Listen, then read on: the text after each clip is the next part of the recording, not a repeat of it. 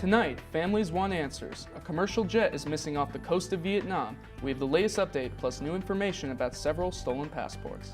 Later, things are heating up in the Pistoria murder trial. CNN reports on the sickening testimony that made the defendant throw up in court. Plus, what did Rand Paul have to say about the ongoing crisis in the Ukraine? The Republican response coming up. Welcome to the first live MCTV news update of the semester. I'm Meredith Farrell. And I'm Josh Englander. We have plenty to cover, so let's take you across the world and around the block. 4 days ago, Malaysian Airlines Flight 370 took off from Kuala Lumpur, heading towards Beijing, and mysteriously disappeared mid-flight. There were 239 people on board the commercial jet when it vanished in the airspace over Vietnam. So far, search and rescue teams have been unable to uncover any part of the missing plane. Oil slicks resembling those of a crashed airliner were found in the ocean, near where the plane lost contact. Investigators are questioning the fact that 2, possibly 4 passengers on board the aircraft used passports that were stolen. Authorities find it strange that the pilots did not send out a distress signal of any kind.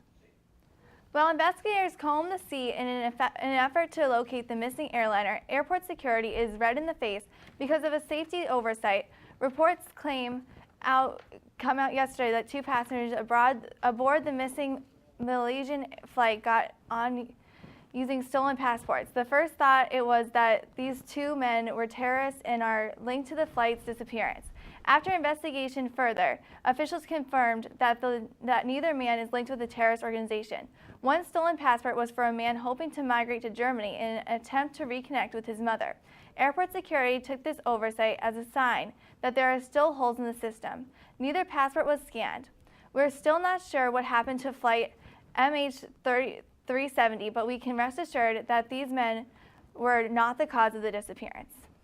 It was a dramatic start to the second week of testimony in the Oscar Pistoria trial. A pathologist took the stand to detail the horrific injuries sustained by Pistoria girlfriend Riva Steenkamp. The testimony was so graphic, Pistoria got physically sick, throwing up in the courtroom. CNN's Robin Kurnow reports.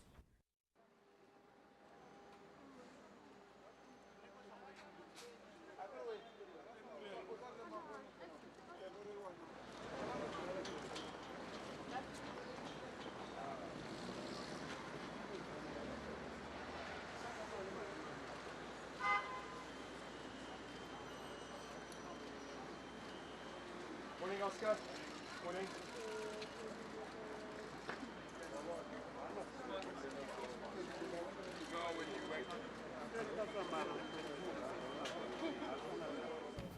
Russia is supporting Crimea in efforts to break away from the Ukrainian and join the Russian Federation. Secretary of State John Kerry warned that such an act would destroy any hope of diplomacy. Kerry has made it clear that Sergei Lavrov, Russia's foreign minister, that the U.S. would be willing to facilitate contact groups with allies such as France, Britain, and Germany in order to negotiate a political solution. The U.S. is also looking to encourage Ukrainian and Russian officials to start talking and to start coming up with a compromise to solve this problem. A 4-month ordeal is over for 13 Greek Orthodox nuns and 3 workers. They have been released by rebel fighters who had been holding them since November. CNN's Mohammed Jamjoom has the details from Beirut, Lebanon. A harrowing hostage negotiation.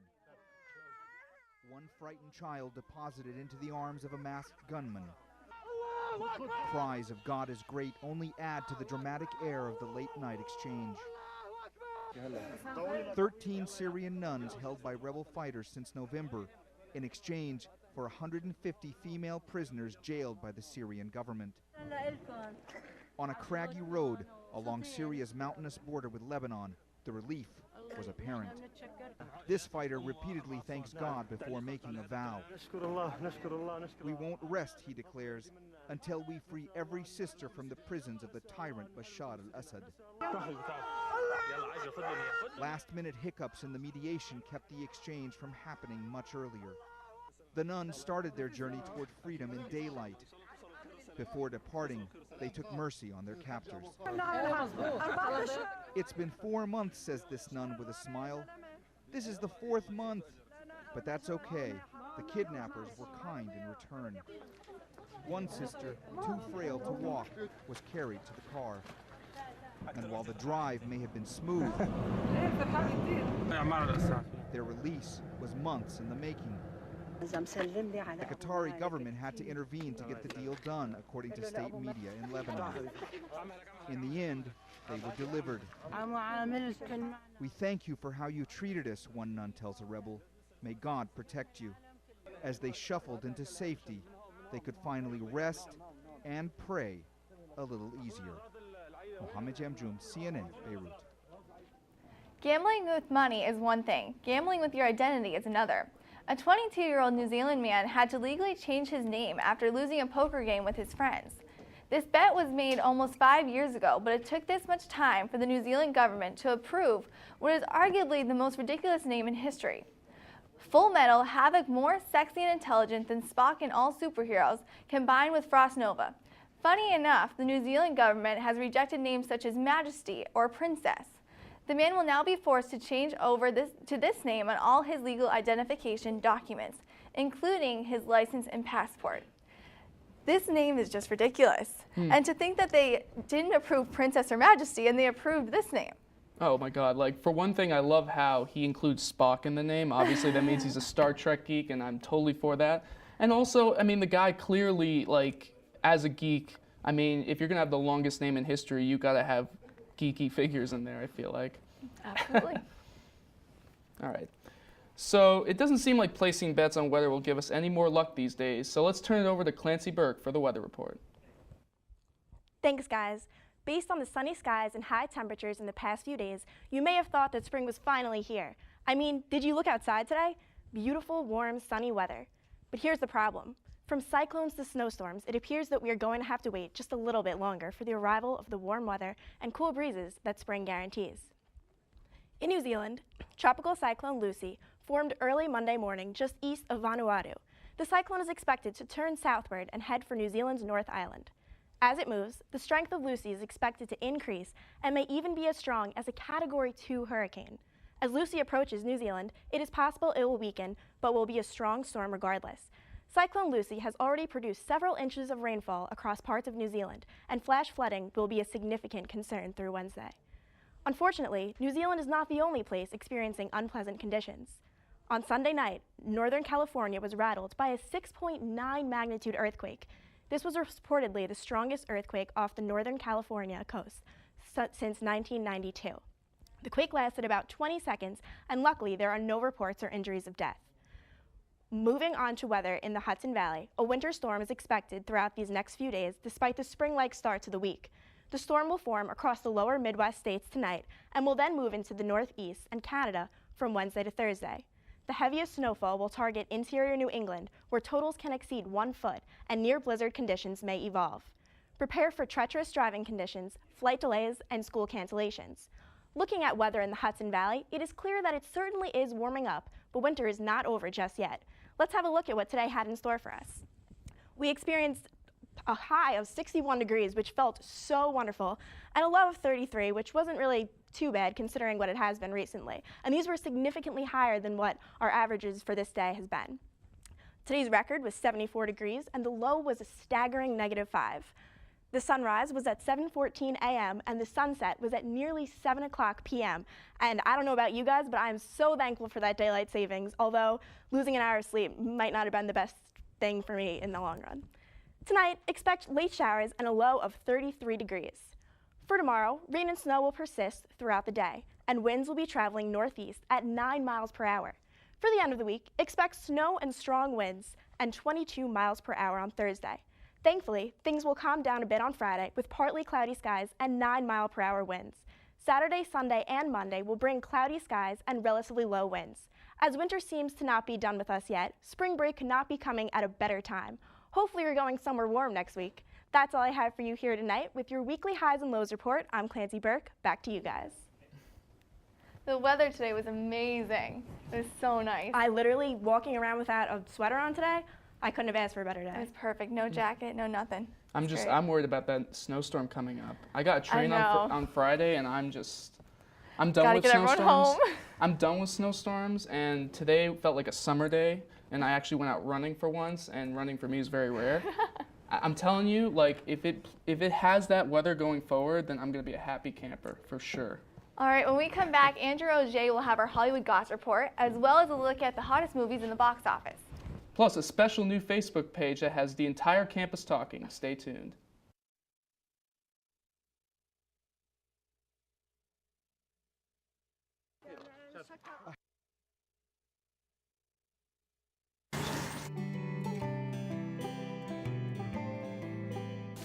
Hey, Dad. Hey, Kelsey, how's school? Everything's great. I really like my classes.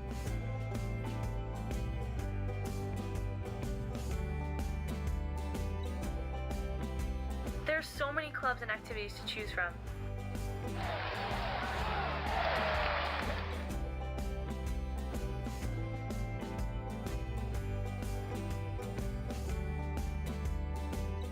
I think I'd like to study abroad.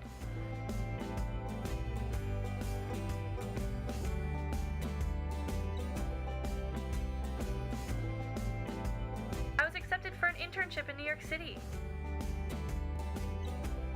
I can't believe I'm graduating.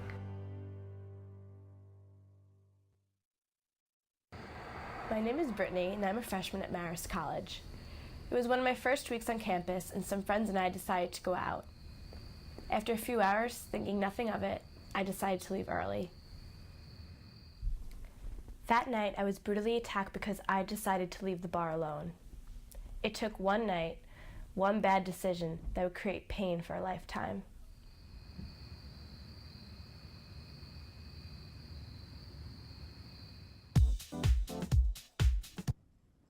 Welcome back. Well, it appears that Charlie Sheen is up to his old antics once again. The former 2.5 Men star has apparently caused various delays in his production for his FX television program, Anger Management. Several of his co-stars have been threatening to quit the program because of his absence. You'd think with Sheen's tenacious tiger blood that he'd be able to show up to his job on time. Speaking of hardcore, the Mexican state government has decided to cancel a 2-day music festival known as Hell in Heaven Metal Fest because of concerns regarding the safety of the spectators. The festival was supposed to happen mid-March, featuring bands such as Kiss, Guns N' Roses, and Twisted Sister. The venue was cited for fire safety and evacuation issues, along with improper preparation for fireworks. Also causing fireworks is director Darren Aronofsky's upcoming blockbuster Noah, starring Russell Crowe as the titular character. The film's adaptation of the famous Old Testament story has been causing controversy for its supposedly inaccurate portrayal of the classic tale. Certain countries have started to take notice, as Qatar and the U.S. Emirates have decided to ban the film from their theaters. North American audiences can see Noah when it floods into theaters on March 28th. The big entertainment buzz of the week came out of the South by Southwest Festival in Austin, Texas. The festival is known for its dual showcasing of music and movies. Musical stars such as Lady Gaga, Kendrick Lamar, and Coldplay made appearances. Several major upcoming movies had their premiere at the famed Alamo Drafthouse. Comedic actor Jason Bateman unleashed his directorial debut in Bad Words, while Iron Man director Jon Favreau served up his new comedy Chef. The film receiving the most buzz is Neighbors. The raunchy comedy from the director of Forgetting Sarah Marshall features Seth Rogen and Zac Efron in what many are calling his best performance yet. Neighbors hits theaters on May 9th. On to movies you can see now. 300 Rise of an Empire took the top spot at the box office this weekend, raking in an estimated $45 million. Coming in an impressive second is DreamWorks' Mr. Peabody and Sherman with $32.5 million. For my money, the best movie in theaters right now is the number 4 film of the week, The Lego Movie. The film is a funny, creative, incredibly smart work from extremely talented filmmakers Phil Lord and Chris Miller. I can't wait to see their next product, 22 Jump Street, which opens this June. That's all for entertainment this week. I'm Andrew Auger. That's all I have to say.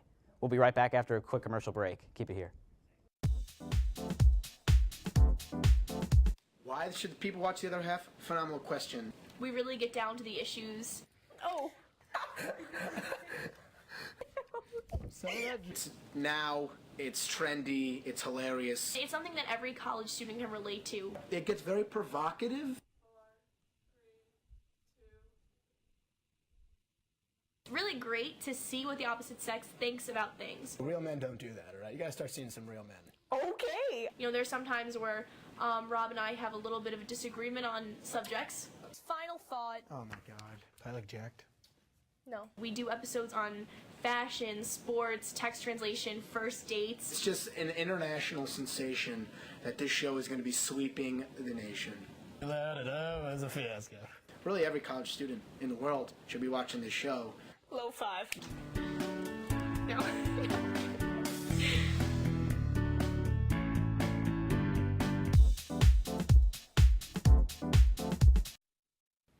It's safe to say that most Marist College students have a Facebook page. If you do, you may have seen the page called Humans of New York.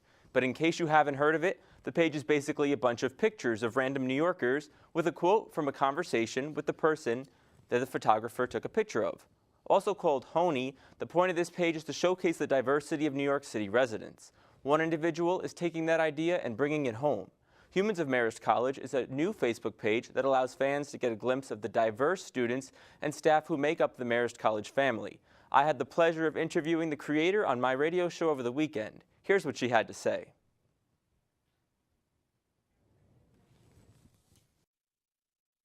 Students happen to be a certain, category. It doesn't mean that all of the college is a certain category. There are a lot of people that work here that aren't from the U.S., that don't speak as great of English.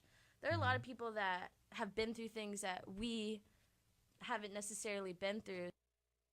Colleges and communities are beginning to make their own pages thanks to the work of Honey.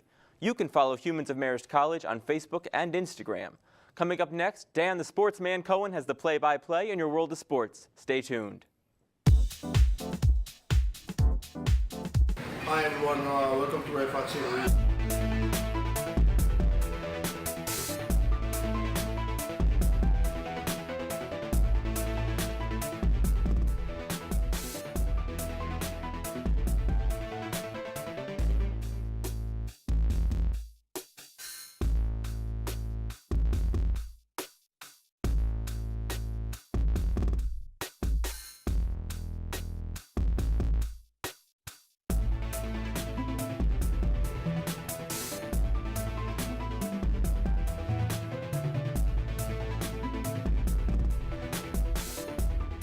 When should I be expecting you?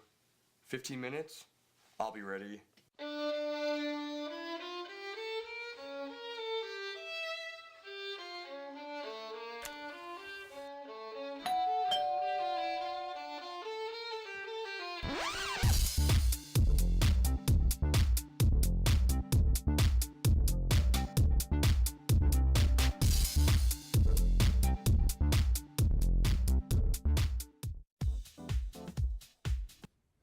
Thank you for staying with us. Quick question for you all. Does James Dolan need a little zen in his life? Phil Jackson decided today to become the head of basketball operations for the New York Knicks and will decide later this week on finalization of the contract details. ESPN reported this weekend that he was leaning towards accepting the offer after he said he needed to get back to work. This move reeks of desperation as Dolan is giving Jackson full control, which he's never done with a general manager before. Superstar Carmelo Anthony is likely to test free agency this summer after that debacle that may have taken the Knicks from winning their division to missing the playoffs in the last 12 months. Dolan hopes that Jackson's 11 championship rings will force Anthony to reconsider that decision. In other news, the NFL has started its free agency today at 4 p.m. We have a lot of big moves already that have happened. Big cuts would be that DeMarcus Ware, Julius Peppers, and Miles Austin have all been released for cap reasons. Jarius Byrd signed with the Saints on a 6-year deal, and he was the most attractive safety on the market. Eugene Monroe re-signed with the Baltimore Ravens, after he tested the market to look for a new team. There are more big moves that are coming, but the teams that went after players today certainly overpaid for what they wanted. Now, let's take a look at our MAC championships. Our women's basketball team took their talents up to Springfield, Massachusetts this weekend to win their 9th straight MAC tournament and 10th out of the last 11 years. Coach Brian Georges has started something at Marist that he has taken to a new level.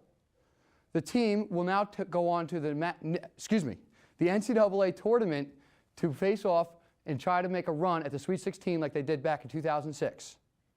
That's all for me. Back to you guys.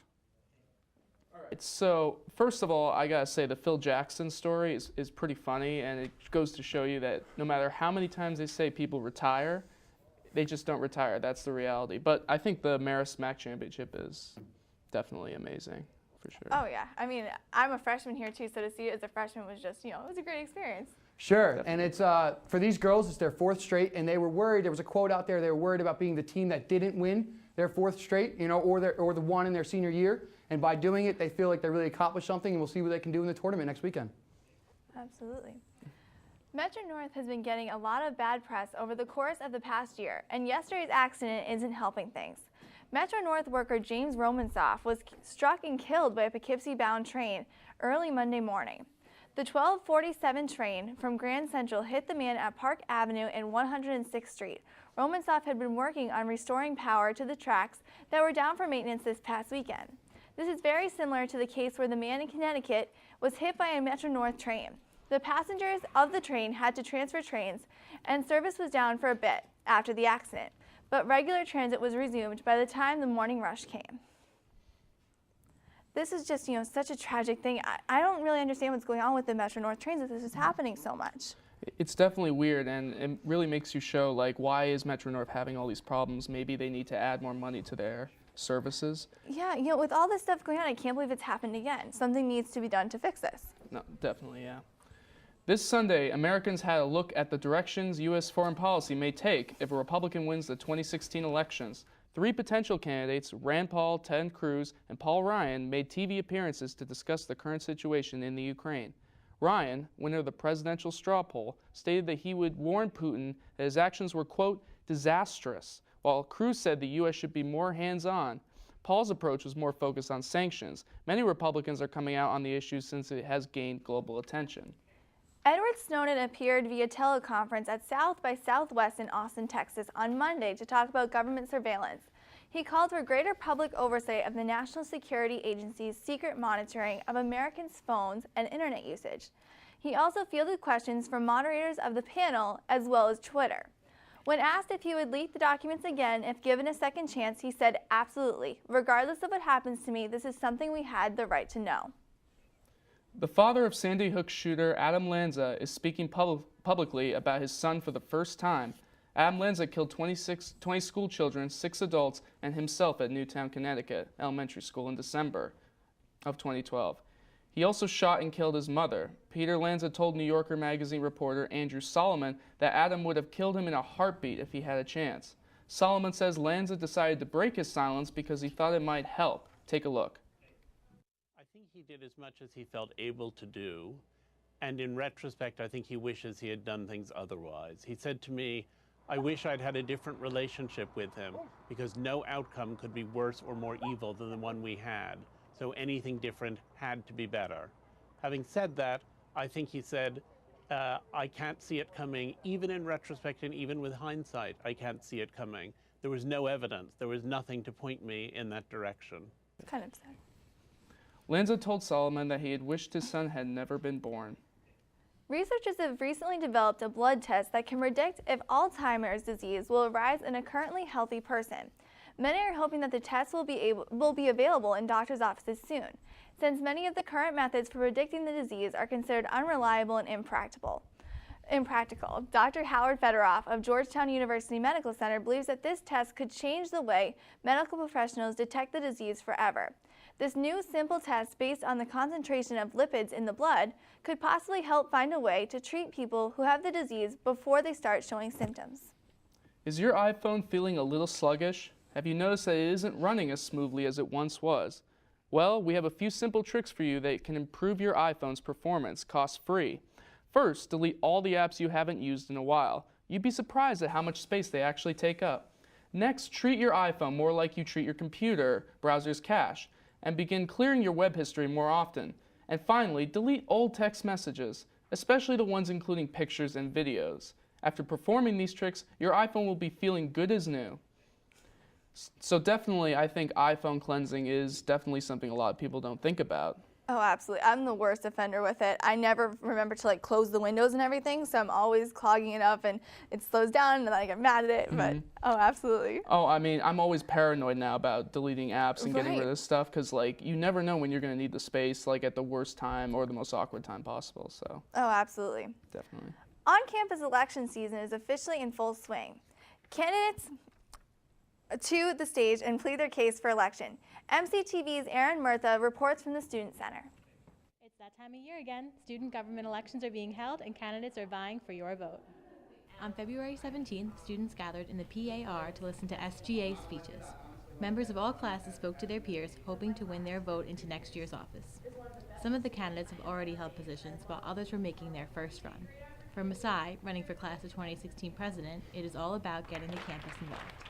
They're the representation, so when they get involved, they give the students an opportunity to have a voice with the adults, with the administration, things like that, people who can make changes and make their wants and needs happen for them. And these candidates had plenty of experience. On campus, I'm involved with MCTV, Booster Club, Campus Ministry, and Communications Art Society. The candidates for student body president and vice president think students need to be more comfortable with SGA. By having a strong student government representative, the students will be able to feel more connected one way or another, and they'll feel comfortable to go to someone for anything, whether it's a concern or a suggestion. I think it's important for students to get involved in student government because it is your school, it's your experience. You can really make of it what you want. Keep an eye out for voting day. Votes can be made online via the Marist website. Erin Murtha, MCTV News, Poughkeepsie. Now in its 4th week, The Tonight Show starring Jimmy Fallon hosted political comedian Stephen Colbert this past Friday. It is the 2nd time he has appeared on the show since Fallon took over. However, it wasn't all roses for the two stars as they squared off in a segment called Truth or Truth to find out who was more honest. Colbert ended it with asking what Fallon's other favorite show airing at 11:30 was. His response? Reruns of Rizzo Lee and Isles instead of the Colbert Report. It seemed like a tie, but you can watch the clip at thetonightshow.com to see for yourself. Is Lindsay Lohan making a comeback? After trouble with the police, multiple court appearances, and several rehab stays, Lohan has decided to give reality TV a try. The 27-year-old actress's first episode of Lindsay appeared on the OWN network this past Sunday.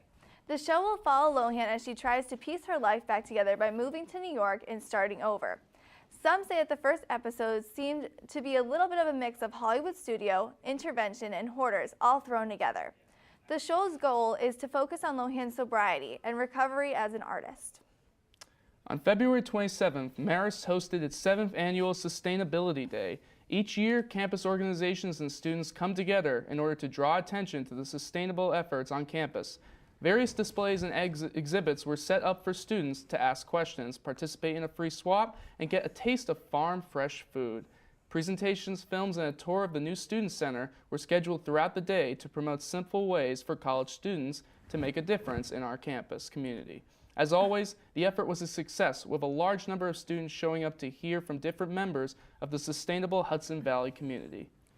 Who knew vodka could save a life, or at least a dog's life? Veterinarians gave a Maltese Terrier named Charlie an entire bottle of vodka after the dog consumed antifreeze in his owner's garage. Doctors say that the ethanol found in vodka helps remove the toxicity of poison by breaking it down before it reaches the kidneys. Charlie was definitely drunk, according to his owner, but thankfully the pup survived.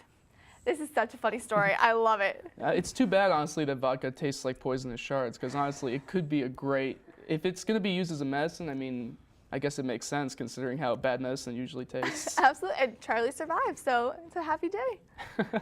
Absolutely. So, well, it looks like that's all we have for tonight. Thanks for tuning in. I'm Josh Englander. And I'm Meredith Farrell. Stay foxy, Marist.